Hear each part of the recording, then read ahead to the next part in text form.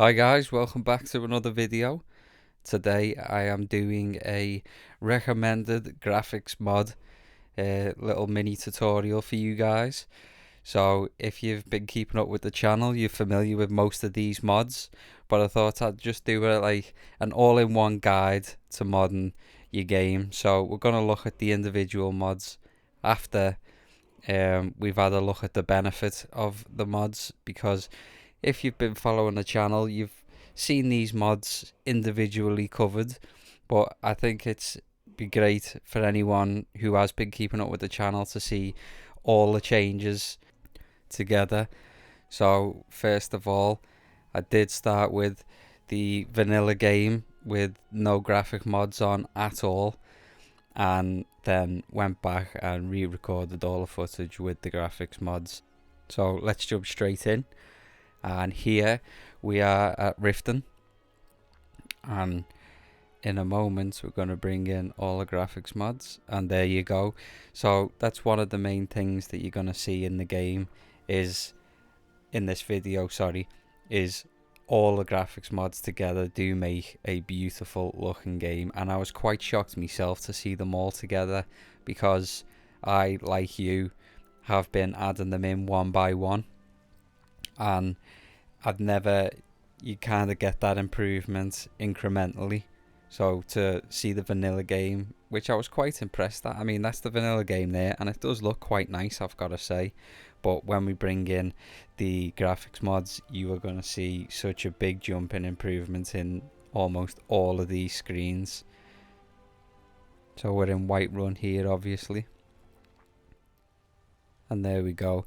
I have classed the vivid weather mod as a graphics mod because it does improve the sky and the lighting in most places in the outside world. So what you see in there is the sunset in the distance, and the light on the atmospheric lighting is all down to the vivid weather mod.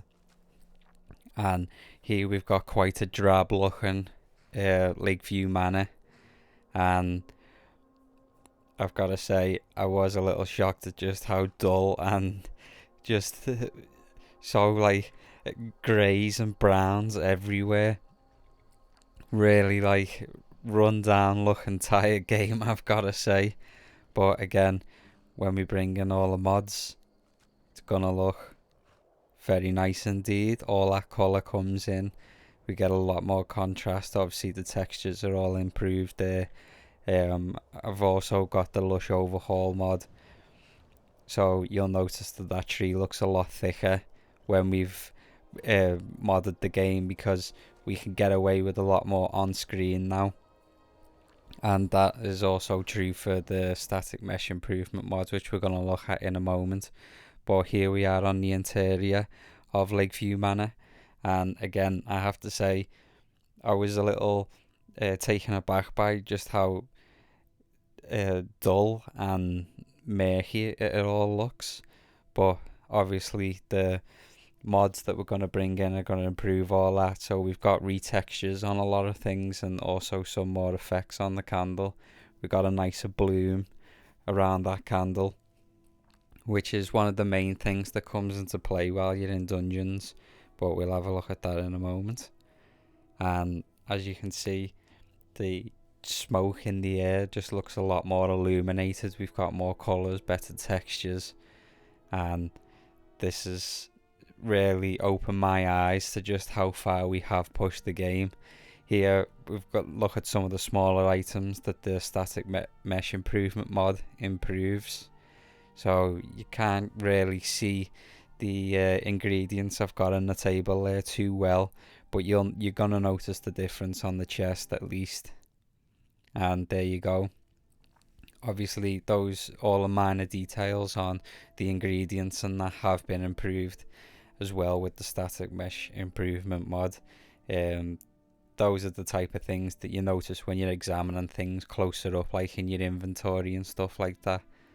But on the whole, it does make for a nicer looking game. This is another static mesh improvement mod close up.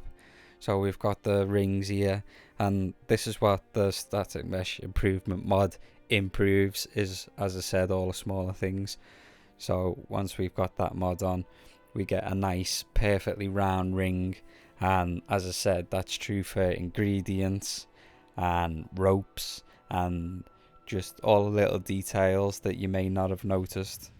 So here we've got the vanilla game inside Maziang Cliff. I'm not sure how to say it, the Dwarven Ruin.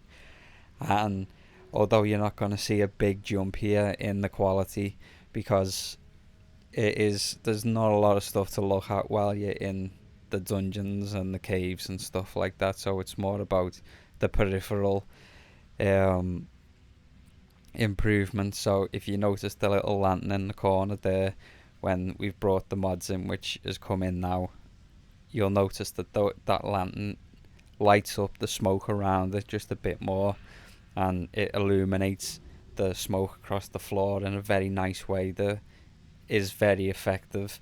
That is one of the main effects that you're gonna notice in the dungeons and stuff like that, is the smoke in the air. And again here, this is the vanilla game, and you may not notice too many big changes here, but this is where the bloom effect from the Skyrim graphic overhaul, sorry, I forgot my words there for a moment, and the static mesh improvement mod are going to come into play. If you just watch those rocks around the fire, you'll see they get a lot more rounded off.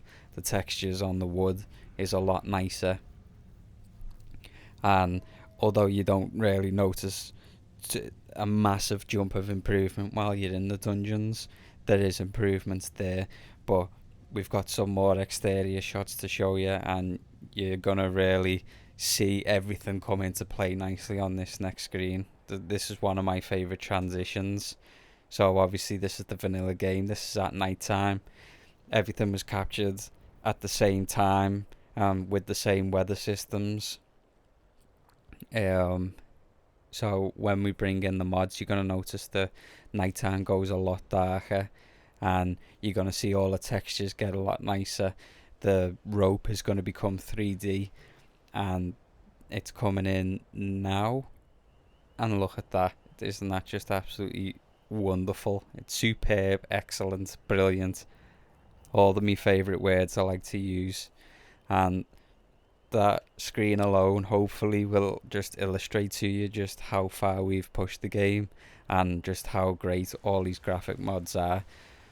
So I've got a couple of screens from inside a cave here. Again, when you're in these type of places, there's not too many things really that are gonna change massively other than the textures. So it's 90% cave wall textures when you're in a cave, and they have been improved. I personally don't really use water mods, unless any of the mods we are covering here today have improved the water, because I think the water looks nice enough as it is, and it's quite taxing, I think, on the system to add in water mods. That's not to say anything bad about any of the water mods. I just feel that it's a detail that is already nice enough in my opinion, and I don't want to waste any of the processing of the Xbox on making it even more detailed. So I don't really put much stock in water mods. I mean, that's vanilla water there, and that looks brilliant in my opinion. So as I said, if you want to go and download water mods to try and improve the water, be my guest, but I don't think it needs it. And the very nice thing about all the mods I'm going to show you today is just how stable the game is and how nice it runs. So there we go, we've got a retextured cave wall there. So now you've seen the improvements, it's time to look at the mods themselves. And as I said, I am going to show you the load order, and if you stick to this load order, you should get a nice stable game with a good frame rate that very rarely crashes, if ever. And I can't really guarantee how well your game's going to run. It all depends on what mods you're running, but if these are the only graphic mods you run, you should get the same effect in your game. So we started out with Claralux, which is just a lighting mod which mainly deals with the cities, and it adds lampposts on roads and stuff like that. But it's the texture mods that have done 90% of the work. And we've got better better better white one run. Oh my god, better white run wood, and that does what it says, is it improves all the wood textures in Whiterun. Skyrim graphic overhaul part 2, which I've done a video on. I've done a video on all of these, so if you want to see them individually, go out and check those vids. Skyrim graphic overhaul, then Skyland. Those are the 3 main ones. They improve most of the textures in the game. No snow under the roof. Haven't really covered that one in a video, but it basically does what it says in that it adds more like a 3D snow to areas and stuff like that. Static mesh improvement mod, which is the one that improved all the small details in the game. Vivid Weathers, which is obviously our weather mod. It's a great mod. It hasn't been beaten in my opinion, although I haven't tried out Dolomite Weathers yet, which I think I'm going to look into. And the Lush Overhaul, which doubles the amount of foliage on trees. So it really is as easy as that, guys. If you just go back and get those mods and put them in the order that I've just shown you, going from bottom upwards, then you should get a game. Well, you will get a game that looks as good as the video you've just watched. I will just say one more time that it does depend on the mods you're running. If you've got mods that add a lot more people into the cities, like populated Skyrim, I think it's called, all that is going to have an effect on how well your game runs. And there may be other mods I'm not aware of that can impact the performance of your game, but I only run those graphic mods. And as I've said, if you only run those graphic mods, then hopefully you should get a game that runs as good as that.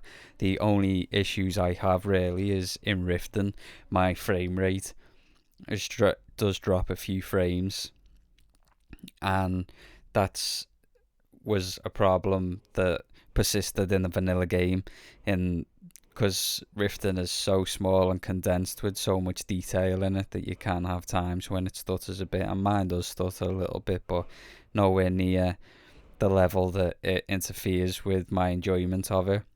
There are mods out there that can remove some of the details from Rifton. I've tried it. It doesn't have a great, if even noticeable, impact on the performance, so I just got rid of it and I just put up with those few frame drops. But other than that, my game does run super smooth and very nice. As I said, I do get a crash maybe 1 in every 6 hours, which I'm not sure what it's down to. It'll just hang up in the loading screen. It's very infrequent, and it's by no means interferes with my enjoyment of the game. It could be down to the vanilla code that causes that, because the vanilla game crashed every once in a while. There's 1 or 2 cells in the game which will crash the game when I try and enter them, which is Dawnguard.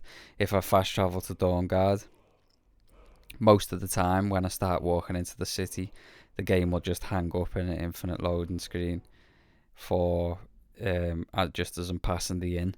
However, I'm pretty certain this has got nothing to do with the graphic mods, because if I fast travel to the other side of Dawnguard and walk in, everything's fine. There's no problem there. So again, I'm not sure what causes that, but I do have a full disclosure policy on this channel to report any bugs I have seen, and I'm certainly not going to make out that the game is perfect, but it is so close to perfect in the way it runs that I can comfortably recommend to you guys that you should run these mods and you will be fine doing so. So if you want to know the rest of the mods I'm running, I will be putting a full list in my Skyrim Let's Play Part 2 in the description. But it hasn't really changed massively from my recommended mods list video that I did a couple of weeks back. So if you want to know all the other little bells and whistles that I've got on the game, just go and check that video out. But thanks for watching, guys, and I will see you next time.